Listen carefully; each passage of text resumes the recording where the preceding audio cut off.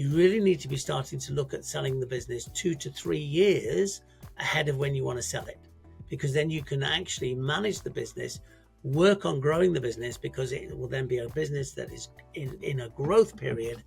It has much more value than a business that's failing. To just shut a business down without considering selling it is a potential waste. Might be that you just don't want to be bothered. You don't care anymore. You've got enough in the bank. You've got enough in your pensions and you just can't be bothered. Well, okay, if that's the case, fair enough. But my recommendation would be always have a look at it, because... This is the Field Rocket Podcast. I'm your host, Tulloch Priest, and today we're joined by Doug from ETC Limited. Doug is an executive coach, and he specializes in helping business owners increase their profit. Welcome to the show, Doug. Hi, Tulloch. Glad to be here. Today we're going to be talking about succession planning and selling your business. How can you actually plan for it, or why do you think some people don't actually sell their businesses when they retire or need to move on? It's an interesting question. When you're getting ready to sell a business, you can't just go, right, I'd like to sell in the next month or so. You actually have to prepare your business for sale. And there's various elements to that. One of those elements is the fact that you have to consider if you're going to sell it, who you're going to sell it to. What are they buying? Are they just buying a database? Are they buying a customer list? Or are they buying the entire business? So what are you selling? Are you selling the entire business? Or are you just selling your customer base? So if it's an entire business, it means that the business is operating and can operate without you. Otherwise, you've got nothing to sell. Or if it can't operate without you, you're the only person who's doing any kind of delivery, then what's happening is you're selling your customer base. Now, do you have a customer base, or do you only get work because people contact you and say, can you do this? So you've got no ongoing work. So let's say somebody who's in the gas trade who does maintenance on boilers and fires, etc. They have a list of 300 customers that they go to on a regular basis once a year to do their annual maintenance, and that is a customer base that can be sold. If you are, say, an electrician that just promotes yourself as an electrician and you just get called for individual jobs and there is no ongoing customers, so you don't have people who have you back on a routine basis, then technically you've got nothing to sell. So those type of businesses are literally just going to go, I'm going to start working. That's it. They've got nothing to sell. There is some selling that can be done. I was going to say, for the gas engineers, we have gas engineers that use our software, and it's quite common that they'll just say that we're retired, and they don't sell their business, or they just kind of when the customers call them, they just say they don't operate anymore. Why do you think that people don't actually sell their businesses? So there's two things that go on. One is some individuals just don't think there's any value in what they do. It's a job that they do and no one would be interested. So they don't think that anyone's going to be interested in buying their business. Secondly, there could be a consideration that it's going to take a lot of time and effort, and it's going to cost me a load of money to sell it, because there are brokers out there who will charge you to find a client and sell it on and all the rest of it. So it can be a case of, it'll cost me more money than it's worth because they don't put a value on their business. Or and more often than not, they don't know how to do it. They don't know the process of doing it. So they just don't bother because they don't want to learn. They don't want to understand how to do it. So I wouldn't ever call it laziness, but I think it's a case of, because they don't know, they just go, well, I'll just shut it down. Yeah, it just seems a shame. Like if you've worked for like 30 years, building up you provide a really good service, building up all of your customers, it would be good just to kind of, like especially like if you're a gas engineer, the person that you could sell it to is somebody who operates in an area next to you or in the same area, one of your competitors. Oh, absolutely. And it would be, it's helpful for your it's good for your customers, it's good for the other engineer, and it's also good for yourself. Yeah, one of my clients, the gas engineer, and we actually bought another business that was we became aware of the business was up for sale. The person who was selling the business was very protective of his clients. Mm. So a lot of his clients were pensioners, people he'd worked for years, doing the gas servicing and so on. And he was very conscious. He didn't want to sell it to anybody. He wanted to make sure that the business that took over from him was going to service his customers as well as he'd service them. So he had a very precious feel about what he wanted. Um, Sadly, he was had been diagnosed as with Mm. cancer, and he needed to sell his business. The good news is that he's actually fought it and he's still alive, but he's now fully retired and enjoying life, which is brilliant. But he was in a position whereby it forced him that he needed to do something with it.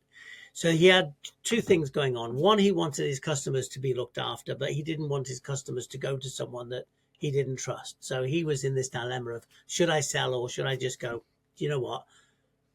He had enough money to retire. He didn't have a problem with that. He could just go. I don't want to hand over to my customers somebody who's not very good. So I'd rather not hand them over to anyone and let them just go and find their own replacement. Mm-hmm. So it was his own conscience that was at work going on there. As it happened, we were able to get him a sale on his business into my client who was very trustworthy and was known to his contacts as well. So we managed to negotiate a deal, and he got a fair amount of money for it. My client got a good deal with it as well, and everyone was happy.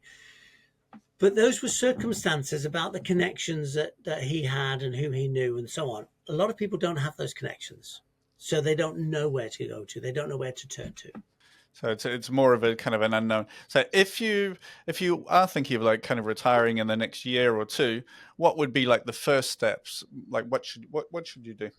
Well, I would say get someone in to come and assess your business in terms of what is the value in there, because quite often you can't see it. It's like the old saying, you can't see the wood for the trees because what you're doing. You don't necessarily see the value. Get someone else to have a look at it. Get somebody in to have a look at it and go, actually, this business could be worth X for you. Your accountant is a good person to ask that if no one else, or, certainly they should be able to say, well, yes, your order book, what your customer base, your goodwill, the fact you've had this business for so long, you could actually sell this. So get some advice, get somebody in to come and, rather than think about it yourself, because quite often you can't see the wood for the trees, get somebody else to come in and give you an assessment. Yeah, because they will give you an honest assessment of what you could expect. And even if it's not a huge amount, it's better than nothing, Definitely. because you get absolutely nothing when you just shut it down.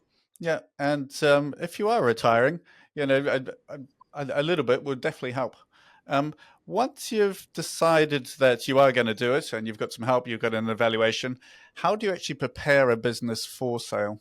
So the first thing that you need to look at is your finances, and have a look at what it is you're taking out of the business. So your own salary, the bits that you take out of the business, and you basically put those back, the numbers from this is just from a spreadsheet type of point of view.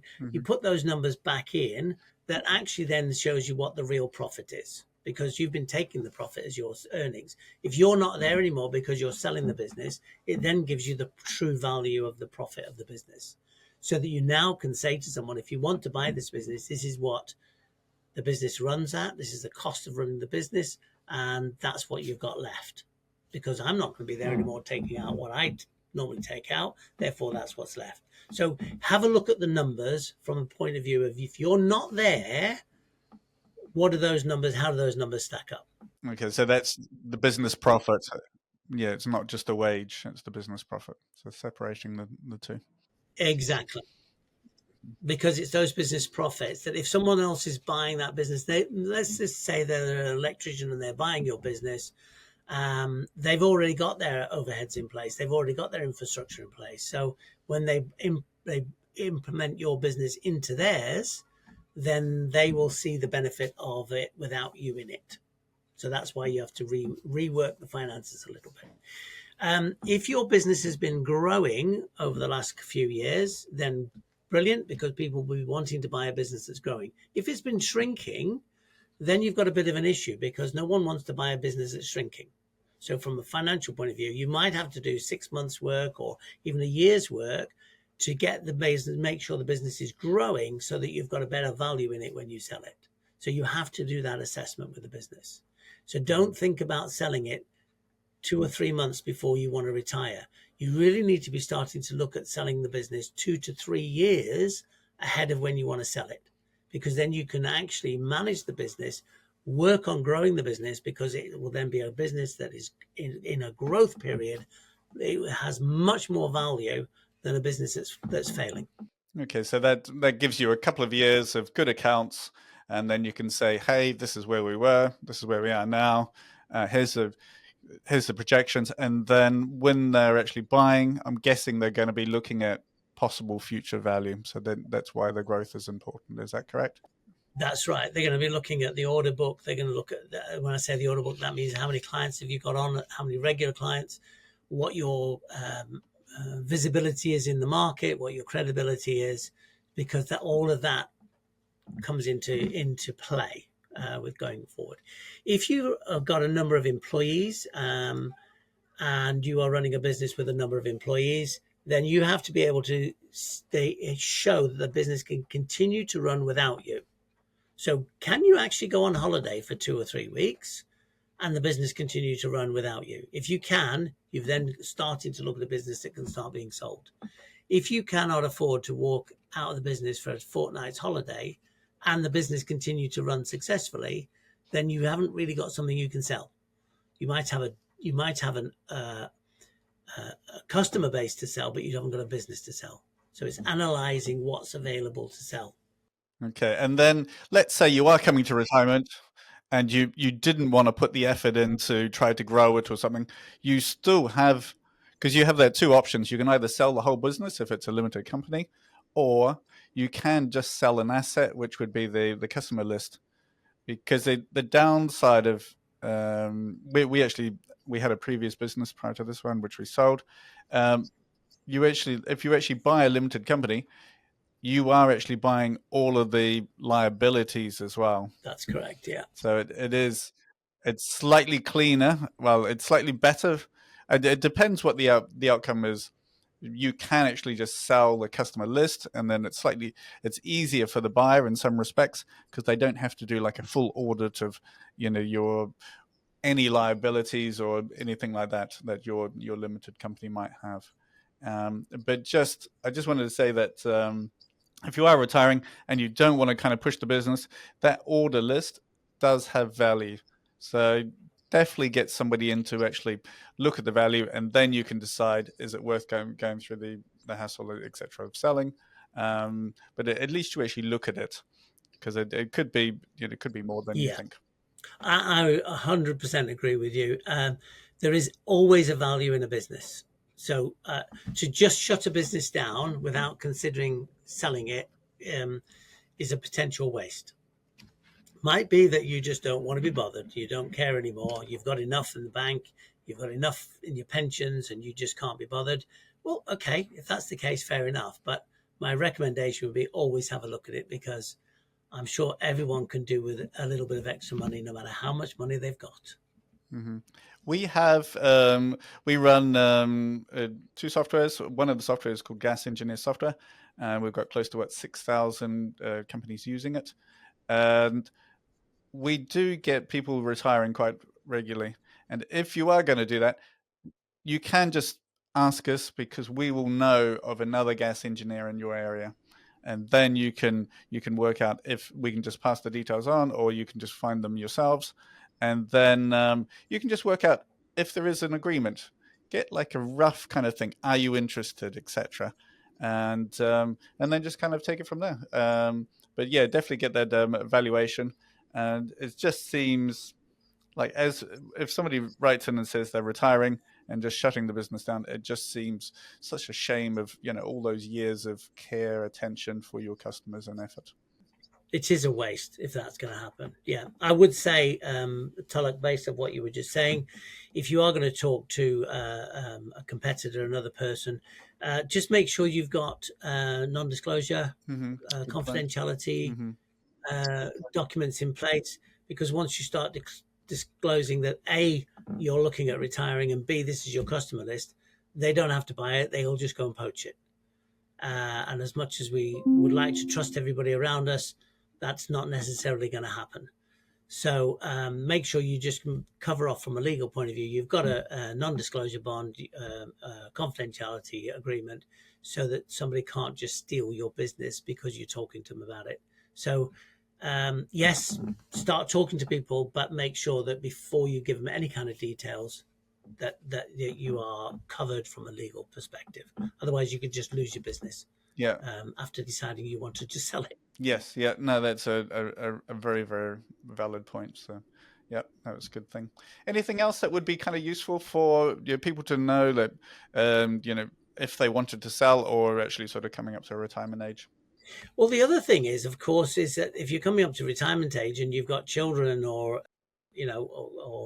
nephews and nieces, you might have somebody who actually wants to take on the business from a succession point of view. Okay. Don't rule that out. There may be somebody in the business. There may be somebody in your life. So ask the question: if you've got children or you've got nieces and nephews that might be interested, you never know. There might be somebody who actually just wants to take it over from you, and then you can actually just bring them into the business and have a plan to hand that business over. And that could then result in that business continues to pay you effectively as a pension because you have that agreement with the people who've taken it over. So you're handing it over to them rather than selling it. But as a result, they're continuing to pay you, which becomes your pension for as long as you need it. And you're continuing to give them advice because you've been running that business. You know what it's all about. In addition to that, your customers have still got you as a figurehead sitting in the business, and it adds continuity to the business if you're doing that. So don't ignore the fact that there may be somebody in your family who could come in and take it on that way. Or it could even be your employees. If you've got a number of employees, you could say to them, do you want to take over the business? And you can do a deal with them whereby they continue to pay you. They don't become the shareholders and full owners of it until over time while they've paid it off. So you might not get a lump sum for the business, but you might get a few years worth of payments coming in that results in that same lump sum. But the business is then done as a succession, Yeah.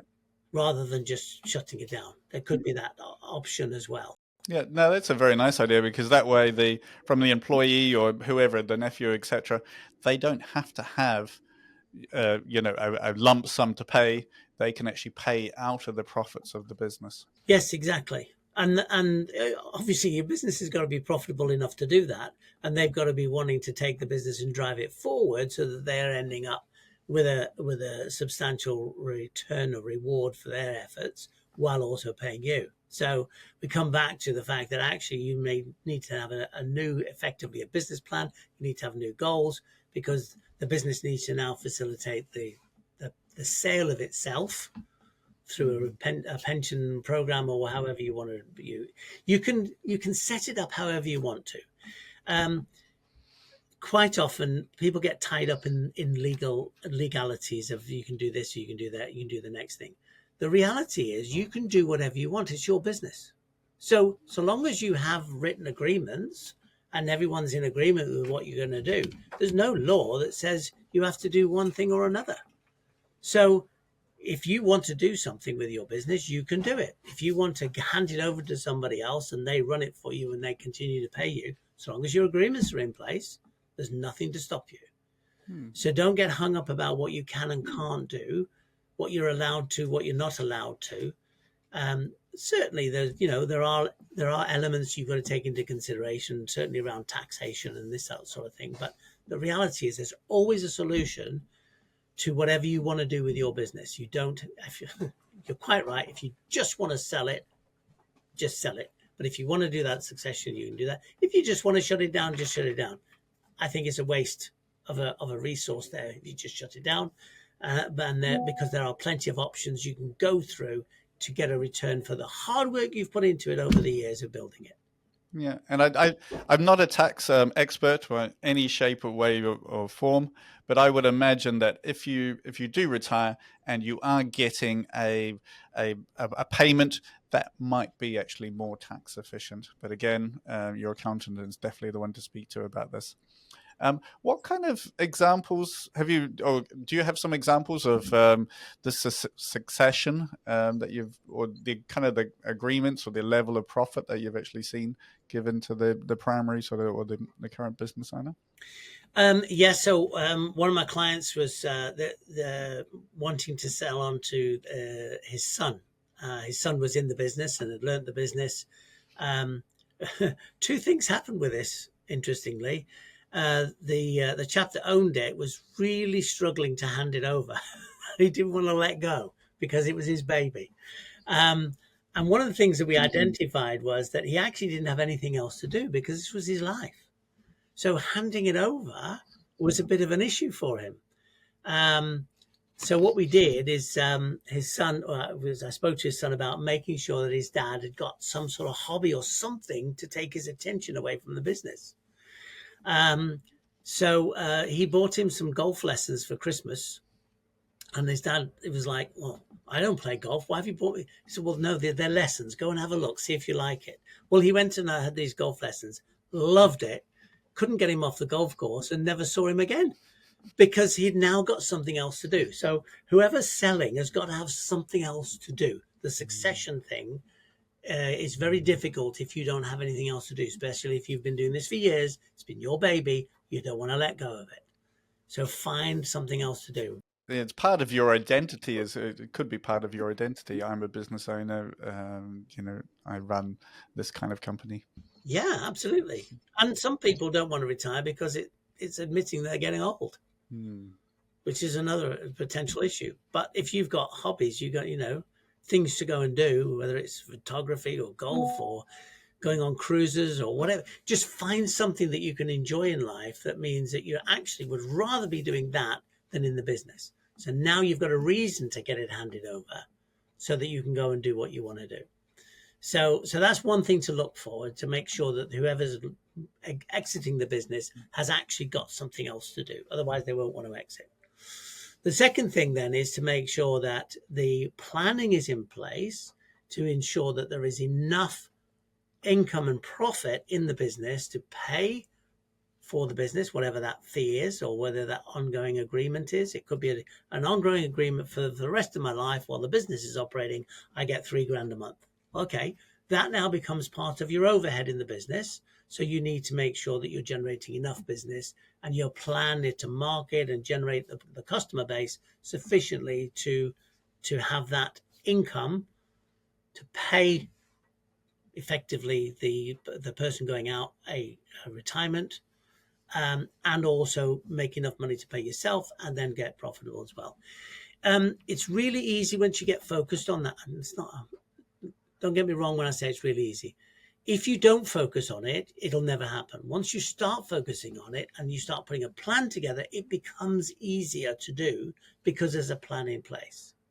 So you really do have to plan it. You have to look at it. You have to make sure you've got to get your pricing right. You've got to have your goals. Why are you doing this? What's the outcome you want?